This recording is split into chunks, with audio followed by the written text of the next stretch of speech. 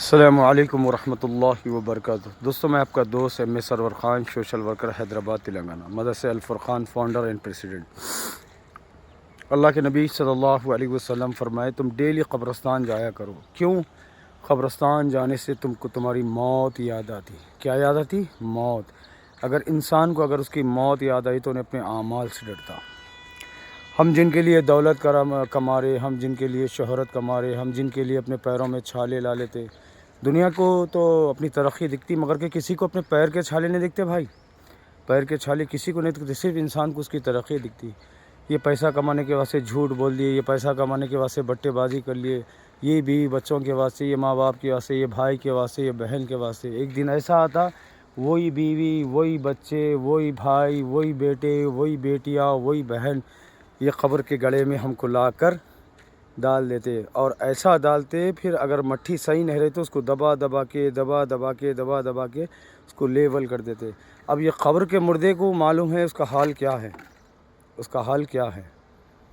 ہم دنیا میں ایسے اعمال کر اللہ رب العالمین کی طرف سفر کرنا کہ یہ اندھیرے گڑھے کے اندر، یہ تنہائی کے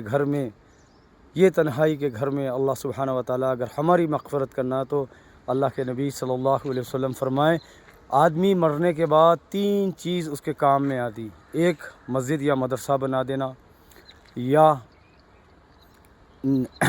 فرمائے اللہ کے نبی نیک اور صالح اولاد۔ کسی اولاد؟ نیک اور صالح اولاد جو تمہارے واسطے دعائیں کرتی، جو آپ کے واسطے دعائیں کرتی، اور آپ کا پہلا وہ علم جو لوگوں سے نفع اٹھائے۔ ابھی علماء اکرام چیزیں بتائے، یعنی کہ یہاں پہ ہمارا کوئی ساتھی نہیں ہے، یا کوئی ساتھی نہیں، ہمارے اعمال ہمارے ساتھی۔ اللہ ہم سب کو نیک اعمال کرنے کی توفیق دے۔ قبرستان اللہ کے نبی اس لیے بولے جایا کرو، یہاں پہ آنے سے ہم کو ہماری موت یاد آتی۔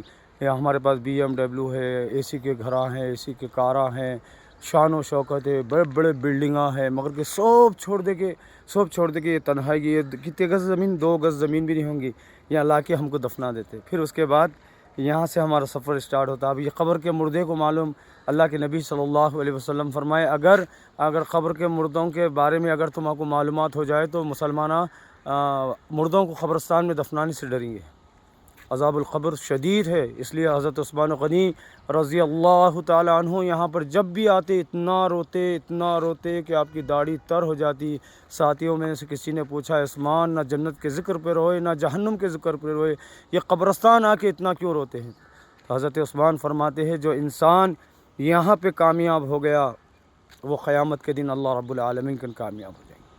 اللہ ہم سب کو نیک اعمال کرنے کی توفیق عطا فرمائے، آمین یا رب العالمین۔